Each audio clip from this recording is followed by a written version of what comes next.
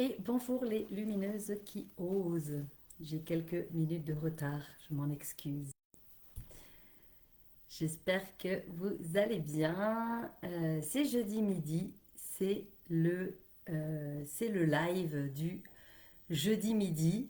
Aujourd'hui, une thématique insufflée par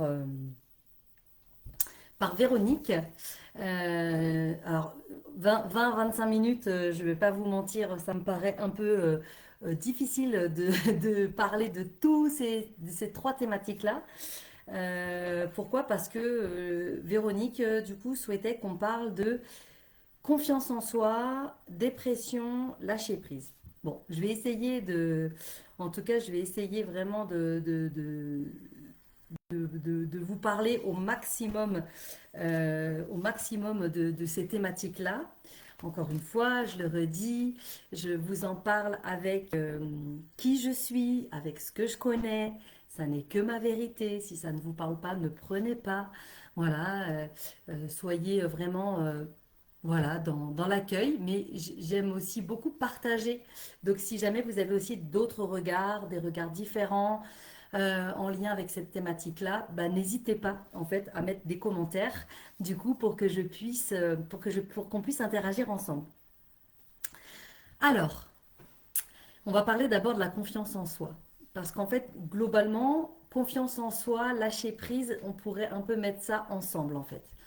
Euh, Bien que encore une fois, je pourrais vraiment faire un live sur contrôle et lâcher prise puisque c'est un peu les deux parts d'une même pièce.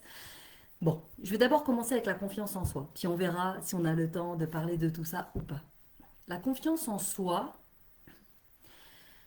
alors j'aime beaucoup dire déjà que quand on arrive ici sur Terre, quand on naît, N-A-I-T, il n'y a pas en fait Pierre par exemple qui a 50% de confiance en lui, puis Rebecca qui va avoir 25% seulement, puis Jocelyn qui va avoir 90% de confiance en lui. Non, ça ne marche pas comme ça. On va dire par contre que par rapport à la confiance en soi, l'environnement, le cadre en fait dans lequel vous évoluez va permettre va permettre en fait de gagner plus rapidement en confiance en soi. Pourquoi? Parce qu'évidemment, si vous avez des parents qui vous disent bravo ma chérie, c'est super, c'est vraiment génial, tu as toutes les compétences pour y arriver, les ressources, euh, tu peux être fier de toi, je suis heureuse pour toi que tu vives ça. On est d'accord que forcément, pour un enfant, ça vient remplir le vase de confiance en soi. Mais la confiance en soi, c'est vraiment la notion moi j'aime beaucoup l'image de gommettes. Vous voyez ce que c'est les gommettes? Avec les enfants, on vient coller des gommettes. Eh bien, la confiance en soi, elle augmente, elle s'acquiert, non, enfin, on en acquiert, je ne sais pas si c'est le bon mot, on en acquiert grâce aux expériences que l'on va vivre, que l'on va traverser. Donc, imaginons que, par exemple, allez, je prends un exemple. Ce soir, je dois faire une conférence en lien avec la santé cellulaire. J'en ai déjà parlé depuis plusieurs mois, j'en ai déjà parlé avec plein de personnes autour de moi, mais là, pas comme ça, de façon plus publique, de façon où il va y avoir des personnes que je connais pas, qui ne me connaissent pas, devant lesquelles je vais parler de ça. Bah, clairement, je peux pas vous dire, j'ai un peu les flips, d'ailleurs j'en ai rêvé cette nuit, donc comme quoi ça doit bien me travailler. Mais une fois que ce sera fait, déjà, je pourrais venir mettre une coche, ok, ça c'est fait, je l'ai fait. Et si, en fonction de comment ça s'est passé, ben en fait, je pourrais me dire, bah voilà, je viens mettre une gommette de confiance en moi. Je l'ai fait comme je suis, j'ai osé, j'ai parlé de ce que je connais. En fait, la confiance en soi aussi, ça part vraiment de qui vous êtes, de ce que vous connaissez, parce que quand on dit j'ai pas confiance en moi, ça veut dire qu'en fait, je ne reconnais pas ma valeur. Je ne reconnais pas la valeur qui est à l'intérieur de moi. Ok? Mais on est d'accord que si vous prenez le temps, là, ici et maintenant, coucou les filles, coucou tout le monde, si vous prenez le temps de regarder dans le rétroviseur, depuis que vous étiez enfant ou adolescente ou jeune adulte, prenez le temps de regarder tout ce que vous avez réalisé jusqu'à aujourd'hui, tout ce que vous avez fait. sans jugement, sans vous juger. Juste prendre le temps d'observer, de constater, sans juger. C'est pas assez, c'est pas ceci. Non, non. On vient de dire, bah voilà, j'ai fait ça, j'ai fait ça, j'ai fait des enfants, je me suis mariée, j'ai fait des enfants.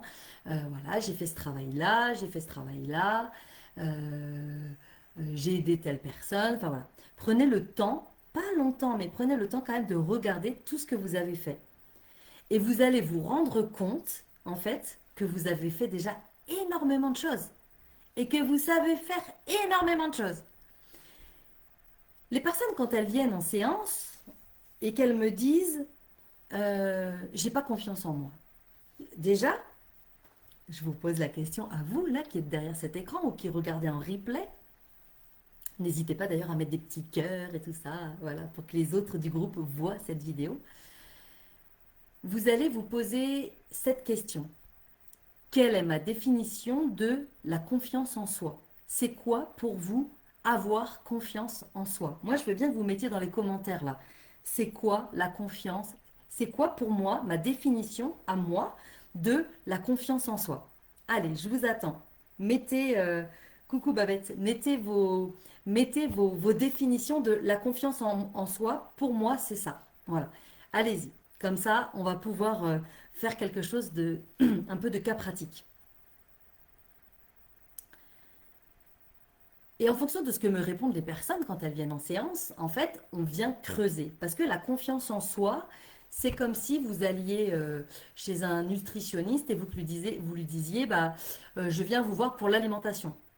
Oui, ok, d'accord. Mais quoi d'autre par rapport à l'alimentation? De quoi vous avez besoin concrètement, en fait? C'est comme si aussi l'attente derrière le j'ai envie d'avoir confiance en moi, c'est comme si quand j'aurai confiance en moi, je pourrais faire tout ça. Je pourrais faire tout ce que je veux.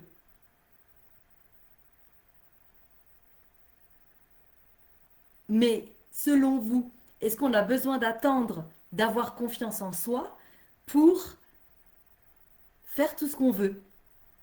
Ou est-ce que c'est pas plutôt l'inverse? Est-ce que si je fais ce que je veux, ce que j'aime, ce que j'ai envie, est-ce que ça va pas du coup remplir la confiance en moi? En fait, on est en train d'attendre quelque chose. On est en train de se dire, on attend d'être parfaite, d'avoir pleinement confiance en soi. Et après, du coup, on se dit, bah allez, c'est bon, je peux y aller. Mais non, au contraire, vous devez y aller parce que plus vous allez vous mettre en mouvement et en action, plus vous allez essayer, plus vous allez oser, plus vous allez vous faire confiance.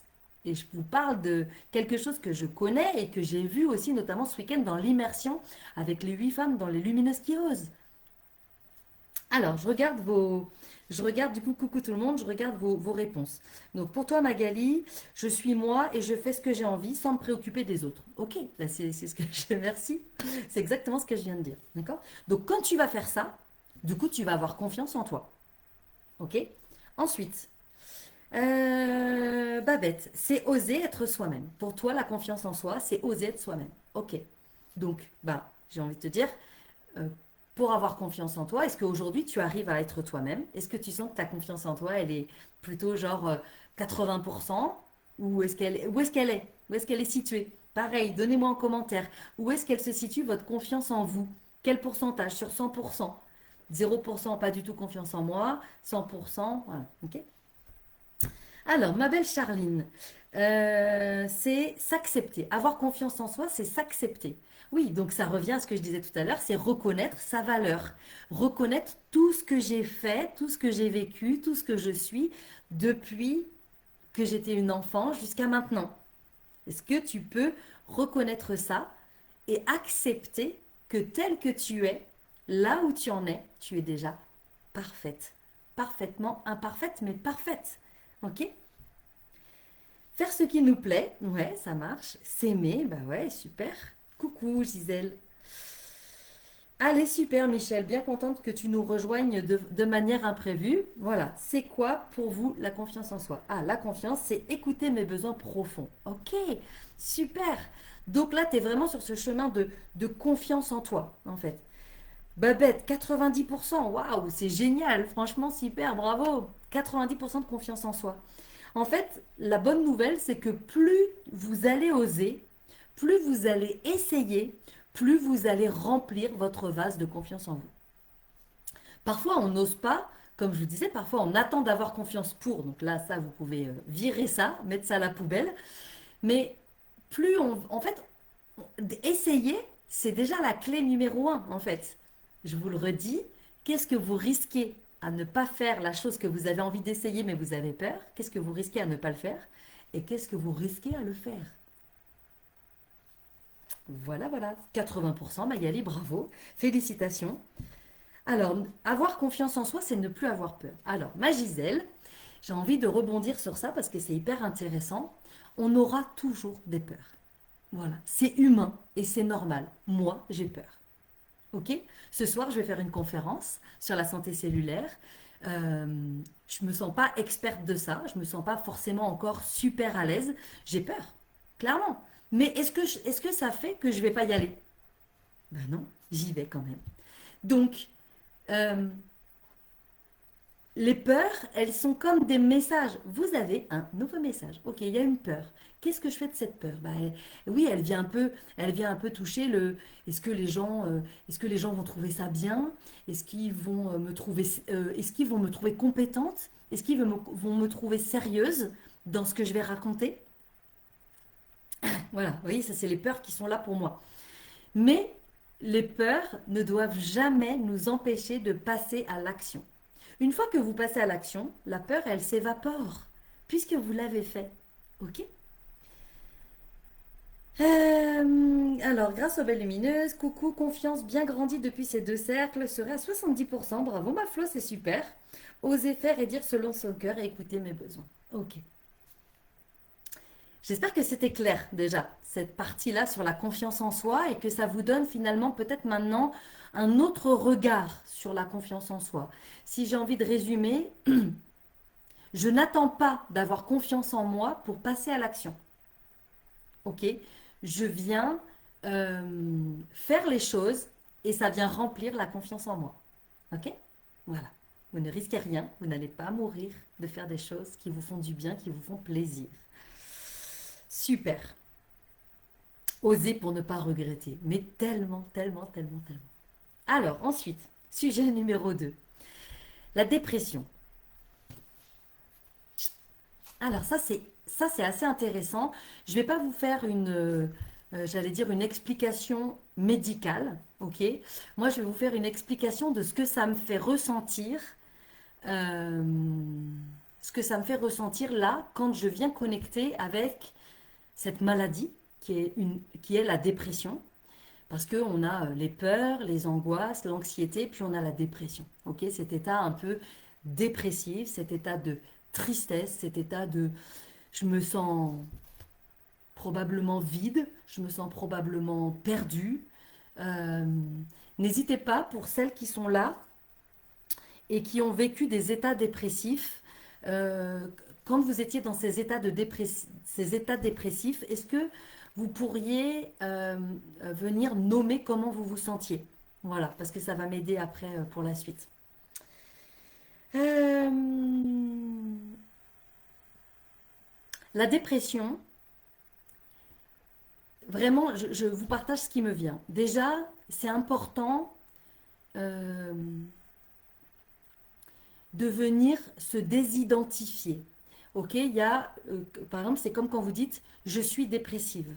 Ok, mais vous vous appelez pas dépressive. Vous n'êtes pas dépressive. Vous êtes je suis Karine.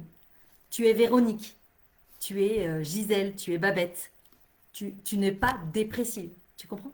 Profondément, l'être que tu es, la personne que tu es, je suis Karine. Et je vis, écoutez bien ce que je vous dis, et je vis un état dépressif. Est-ce que vous sentez la différence entre je suis dépressive et je vis un état dépressif?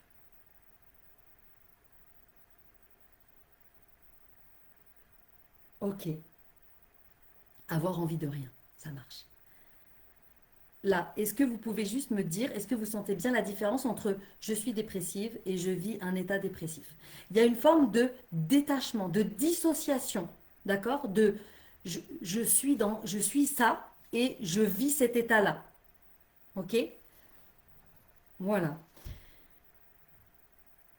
La dépression, pour moi, vraiment, je vous partage uniquement ma vérité, d'accord? Donc si ça ne vous résonne pas, ne prenez pas. Euh, pour moi, c'est comme s'il y a votre âme et il y a l'humaine que vous êtes, ok? Et vous n'arrivez pas, et c'est pas de votre faute en fait, vous n'arrivez pas à rejoindre votre âme. Il y a trop de peur. Il y a trop de je me sens comme une merde là, comme vient de l'écrire Christelle. Je me sens comme ça en fait. Mais encore une fois, tu n'es pas ça, ok? Tu n'es pas une grosse merde, ok? Tu n'es pas ça. C'est probablement la dépression. Il y a plusieurs raisons à ça. Il y a déjà un terrain familial où il y a eu plusieurs personnes dépressives dans votre famille, mais voilà, dans l'arbre généalogique. Donc il y a un petit goût de, bah, on continue de porter ça, ok? On continue de porter l'état dépressif parce que quand on est dans cet état-là, bah, on vient rendre hommage à un aïeux, ok? Et puis il y a aussi le fait que c'est trop difficile de venir connecter l'âme et de venir connecter tout ce qu'on a de beau et de bon à vivre. Parce que pour nous, la vie, peut-être depuis toujours, ça a été que souffrance et douleur. Ok? Donc là, moi, la question que j'ai envie de vous poser, c'est que est-ce que vous seriez ok de passer d'un état dépressif à un état jouissif? Parce qu'en fait, quand on est dans un état dépressif, bah, en fait, on peut changer d'état. On est d'accord. Il faut le décider. Il faut se donner les moyens d'y aller aussi. D'accord? On ne peut pas mettre cet état dans lequel on est uniquement sur ma mère était dépressive, ma grand-mère était dépressive, je suis dépressive. Voilà. Non. Parce que ce n'est pas une fatalité. Je vous rappelle accessoirement que vous êtes venu dans cette vie pour nettoyer des choses, pour vivre des choses, pour les transmuter, pour les alchimiser. Donc la question c'est est-ce que vous êtes prête, pour les personnes qui se sentent concernées, est-ce que vous êtes prête à vous autoriser en fait à sortir de l'état dépressif pour venir dans l'état jouissif? Demandez-vous, autre question,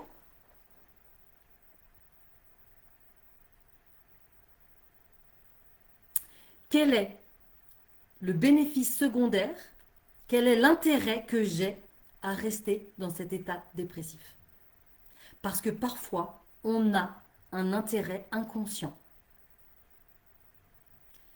Ben, si je suis dans cet état-là, du coup, je reste dans la lignée des femmes qui ont été dépressives. Je continue de leur rendre hommage. Je continue de nourrir cette loyauté. Parfois aussi, ben, je veux pas être plus heureuse que ma mère. Si moi je sors de l'état dépressif, alors ça veut dire que je vais être plus heureuse que ma mère. Et je vais lui mettre ça en pleine gueule. C'est hyper douloureux en fait. Ça fait flipper grave.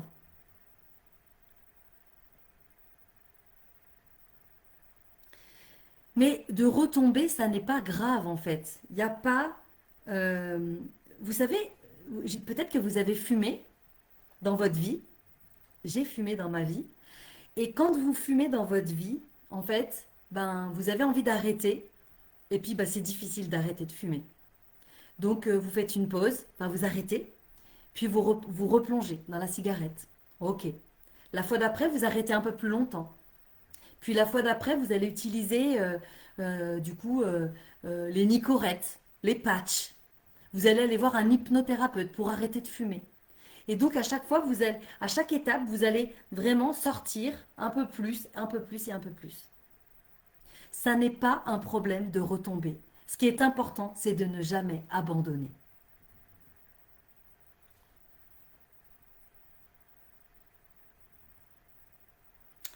Voilà, merci Christelle, la fuite. Ok. Ben, pose-toi la question, qu'est-ce que tu fuis? Tu vois, qu'est-ce que tu fuis? À quoi cette fuite, elle te sert?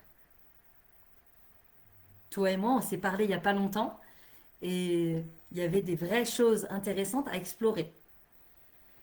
Voilà, Gisèle, ta maman, toute sa vie, elle a été dépressive. Donc, tu vois, il y a il y a des parts inconscientes de nous qui viennent rendre toujours hommage à, qui veulent rester dans le sillon parce que quelque part, si on sort de ça, c'est difficile et douloureux pour nous. On se sent un peu seul. Et puis c'est comme si on venait trahir.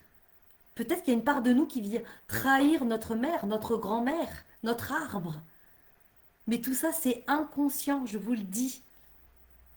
Mais moi, je peux vous le dire aussi, la vie, elle veut que vous jouissiez de la vie avec un grand oui. Donc, et aujourd'hui, notamment toi, ma Gisèle, ta maman, elle est là-haut, au ciel. Est-ce que tu crois qu'elle a envie que tu sois dans un état encore un peu tristounet, tout ça, machin? Non. Elle te veut heureuse. Elle te veut épanouie. À partir du moment où tu vas te dire un grand oui et que tu vas le faire pour toi, mais que tu vas le faire pour rendre hommage à ta maman qui n'a pas réussi, peut-être à ta grand-mère qui n'a pas réussi. Est-ce que tu vois un peu la puissance du cadeau que tu vas leur offrir?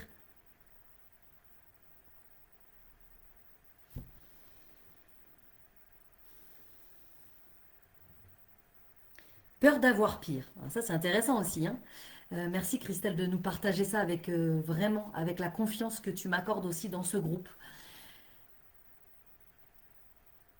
T'as peur que ce soit pire, mais si c'était mieux?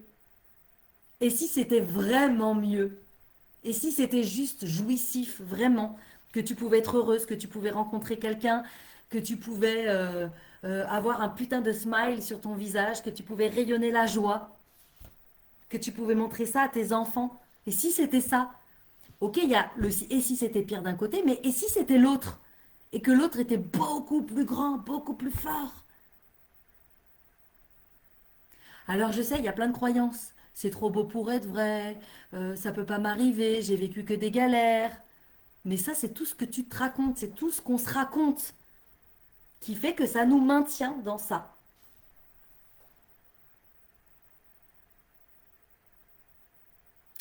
Ok, ma Gisèle, c'est bon déjà de reconnaître ça. T'imagines le beau cadeau là? Mais tu vas pas la trahir, au contraire. Tu vas, tu vas lui montrer et tu vas montrer à tes filles aussi comme c'est bon d'être heureuse, d'être libre, d'être heureuse. C'est fini le temps de on se flagelle. Fini, terminé. Donc, pour clore, parce que du coup, j'aurai pas le temps de parler du lâcher prise, mais c'est pas grave, j'en parlerai peut-être la semaine prochaine où je ferai un live sur le contrôle et le lâcher prise et la foi. Ce que je vous propose, c'est vraiment de vous dire que, encore une fois, je ne suis pas dépressive, je vis un état dépressif qui peut durer plus ou moins longtemps, qui peut durer depuis toujours, c'est ok, mais duquel je peux sortir. Ça n'est pas une fatalité. Je peux choisir de sortir de cet état-là. D'accord? Et après, une fois que j'ai décidé ça, je me fais accompagner si j'ai besoin. Je me fais soutenir par mes amis. Voilà. Il n'y a pas besoin de faire une psychanalyse de 8 ans pour sortir de ça. Ok? Par contre, le déclic de je veux vraiment en sortir et je veux y aller, c'est ça la clé.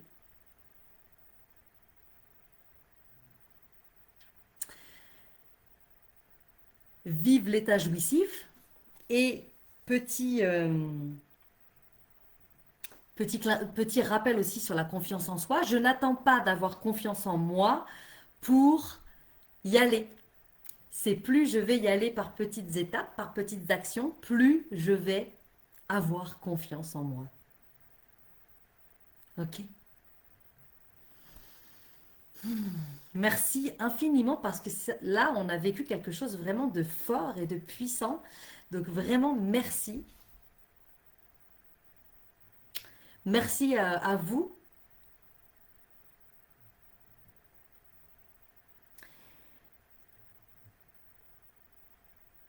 Vous n'avez pas besoin d'avoir du courage, vous en avez du courage. Vous devez décider. Je vous le redis, vous devez décider. Vous devez reprendre le pouvoir, en fait. Voilà. Ne laissez pas le pouvoir à l'extérieur, à l'état dépressif ou autre. Euh, euh, vous êtes, vous êtes la vie. Vous êtes le pouvoir. D'accord? C'est vous qui décidez. Moi, en tout cas, je vous souhaite le meilleur. Je vous souhaite de vivre un état jouissif, vraiment, tout en traversant les peurs. Je vous souhaite vraiment ça, tout en les traversant, en vous disant que de toute façon, à chaque fois que vous la traversez, cette peur, elle vient vous donner un message et que une fois que vous l'avez accueillie, ben, en fait, vous pouvez passer à autre chose. Donc, vraiment, venez ressentir, venez traverser tout ça en conscience, mais venez choisir ce que vous voulez vivre. Si vous avez besoin, vous savez, je suis là. Voilà. Je vous embrasse très fort. Je vous souhaite une merveilleuse fin de journée. Si vous avez envie d'entendre parler de santé cellulaire et simplement être là pour venir me soutenir et me voir ce soir à 18 h, demandez-moi le lien en MP et je vous l'enverrai. Je vous embrasse. Oui, ma Gisèle, je te fais un gros câlin. Je vous fais tout un gros câlin, un énorme câlin. Voilà, vous êtes merveilleuses, vous êtes des lumineuses. Ok, alors allez-y. Ça n'est pas juste réservé à Karine Piloquet ou à certaines. C'est, c'est vraiment, encore une fois, de vous choisir, de vous honorer. Voilà, de vous respecter. Mais allez-y, j'ai toute confiance en vous. Vraiment, vous pouvez être fiers de votre chemin. Infiniment. Je vous embrasse. À très vite. Ciao.